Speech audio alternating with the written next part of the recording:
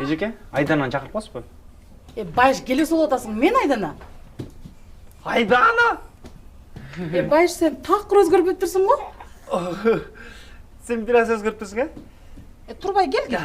Кандай? Бирок жана биздин класстачы жалаң красавчиктер окучу, Красавчиктер? Ким? Жанагычы? Азиз Чоңбашпы? Жок. Эдик Делден Кулакпы?